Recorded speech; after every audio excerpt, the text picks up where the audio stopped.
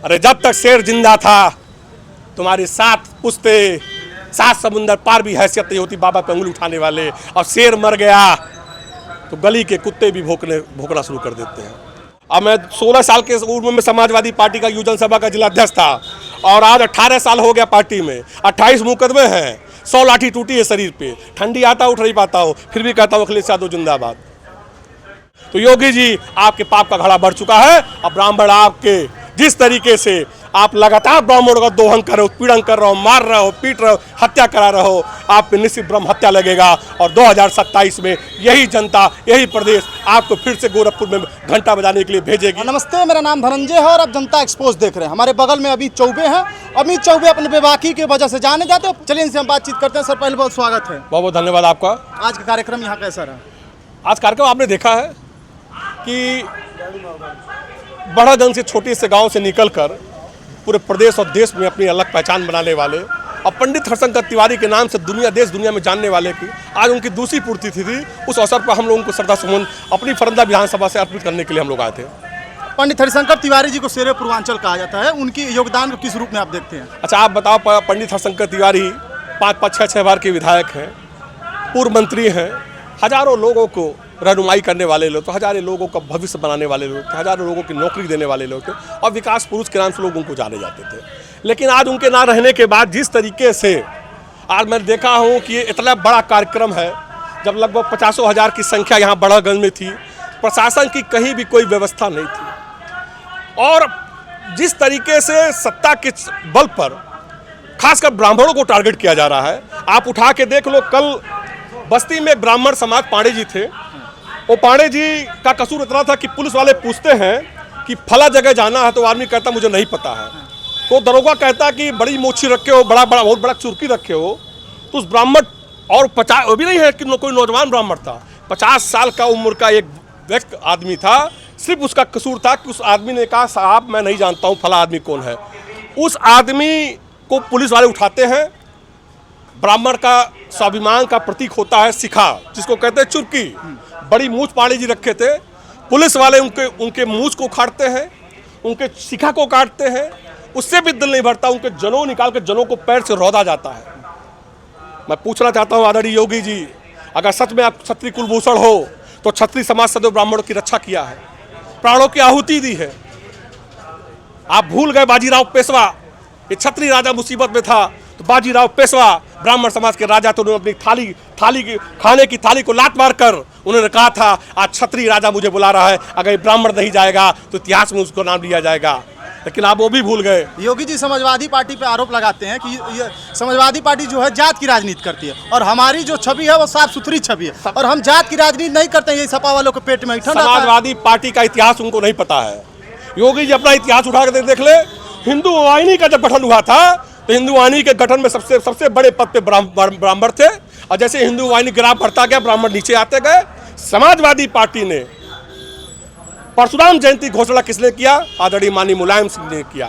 Samajwadi party Janeshwar Mishra ji के नाम पे एशिया में सबसे बड़ा पार्क किसने बनाया है? आदरणीय अखिलेश यादव जी बनाए। संस्कृत पाठशाला में 90% ब्राह्मण शिक्षक होते थे, उनकी व्यवस्था उनकी तनख्वाह को किसने सुरक्षित किया? समाजवादी पार्टी ने किया। खादी आश्रम में 80% ब्राह्मण नौकरी करते थे, उनकी व्यवस्था किसने सुधारी? समाजवादी पार्टी ने सुधारी। और योगी जी आपने क्या किया है? आप उठा के देख लो। खुशी दुबे 6 दिन की बेहता थी, विकास दुबे अपराधी था, न्यायालय सजा देता, लेकिन आपने गाड़ी पलटवा के उसको मरवा देने का काम किया। विजय मिश्रा ज्ञानपुर से विधायक थे, 2 बार विधायक थे, जिला पंचायत अध्यक्ष थे। सिर्फ उनका कसूर था कि विजय मिश्रा पंडित थे। विनीत सिंह के नाते आज विजय मिश्रा के पूरे परिवार को जेल में डालने का काम किया गया। फरिंदा से आके गोरखपुर में पूरा योगी जी को ललकार, डर और नहीं लगता है? मेरे भाई, मैं फौजी परिवार से हूँ। मेरे पिताजी मेरे चाचा करगिल युद्ध लड़के आए हैं। अब मैं 16 साल के उम्र में समाजवादी पार्टी का युवजन सभा का जिला अध्यक्ष था और आज 18 साल हो गया पार्टी में। 28 मुकदमे हैं, 100 लाठी टूटी है शरीर पे, ठंडी आता उठ नहीं पाता हूँ, फिर भी कहता हूँ अखिलेश यादव जिंदाबाद। क्योंकि हमने अपना नेता माननीय मुलायम सिंह को माना था।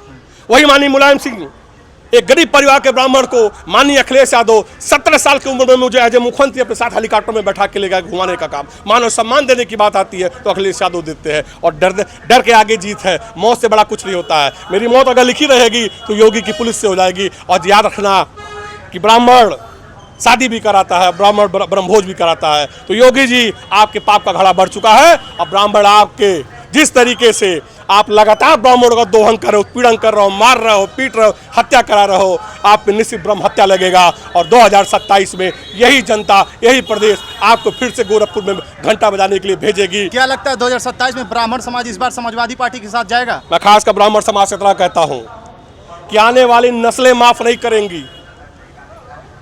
राणा सांगा पे बयान आया था, पूरे देश का क्षत्रिय बिरादरी हो गया था और 3-3 हजार ब्राह्मणों की हत्या हो रही है। भगवान परशुराम की जयंती छुट्टी वाला की जा रही है। ब्राह्मण समाज को अपमानित किया जा रहा है। और ब्राह्मण समाज अगर आप नहीं चेतेंगे तो इतिहास में आने वाली नस्लें माफ आपको नहीं करेंगी। और ब्राह्मण समाज का बहुत सुनहरा इतिहास है। देश की आज़ादी में चाणक्य से लेके भगत सिंह से लेके तमाम न जाने चंद्रशेखर आजाद से लेके तमाम ऐसे योद्धा हैं इस देश की आज़ादी में 16-16 साल की उम्र में भारत माता की जय करके फांसी के तख्ते पर लट गए थे। और ब्राह्मण समाज में आपसे कहता हूँ 2027 में उखाड़ के फेंक देना, ये मांग करता हूँ इस धरती से, बड़ागंज की धरती से। वर्तमान विधायक पंडित हरिशंकर तिवारी पे आरोप लगाते हैं कि पंडित हरिशंकर तिवारी जी का जब दौर हुआ करता तो यहाँ अपराधी जन्म लेते थे और उनके दौर में यहाँ से कट्टे उगाए जाते थे। बहुत सही आपने सवाल पूछा, बहुत सही विधायक ने सवाल पूछा कि जब पंडित हरिशंकर तिवारी जी का दौर था, जमाना था, तो यहाँ अपराधी पैदा होते थे। तो राजेश त्रिपाठी कब पैदा हुए हैं? राजेश त्रिपाठी कब पैदा हुए हैं? बाबा के दौर में पैदा हुए हैं तो अपराधी वो भी हो गए, या तो बाबा के बाद पैदा हुए हैं, मतलब 2-4 साल के बच्चे होंगे, कहीं किसी खोते में पड़े होंगे, अब निकल आए होंगे कि बाबा दौर खत्म हो गया। अरे जब तक शेर जिंदा था तुम्हारी 7 पुश्ते 7 समुंदर पार भी हैसियत नहीं होती बाबा पे उंगली उठाने वाले। और शेर मर गया तो गली के कुत्ते भी भौंकना शुरू कर देते हैं। आपका दौर कमजोर होगा तो आप किसी रात के अंधेरे में 4 कुत्ते दौड़ा लेते हैं। मैं राजेश त्रिपाठी इतना ही कहूँगा, आप विधायक हो, ये परमानेंट कुर्सी नहीं है। 6-6 बार विधायक रहे हैं, मंत्री रहे हैं, उनका चबूतरा, उनका मूर्ति तोड़ने वाले इतनी घटिया मानसिकता नहीं गिरे हुए लोग को मैं नहीं जाता हूँ। मैं इसी धरती से कह के जा रहा हूँ, मैं राजेश त्रिपाठी जैसा छोटा दिल का आदमी नहीं देखा।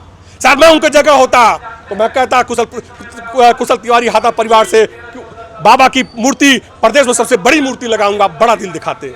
लेकिन चूंकि बड़ा दिल नहीं दिखा सकते, छोटे दिल के इंसान, छोटे मन का इंसान कभी बड़ा नहीं होता है। तो हमारे साथ थे अमित चौबे। पूरी बातचीत आपने सुनी, किस तरह गोरखपुर की धरती से योगी जी को ललकार रहे थे। बाकी इस खबर के बारे में आप क्या सोचते हो, कमेंट बॉक्स में आप अपनी राय जरूर रखिए।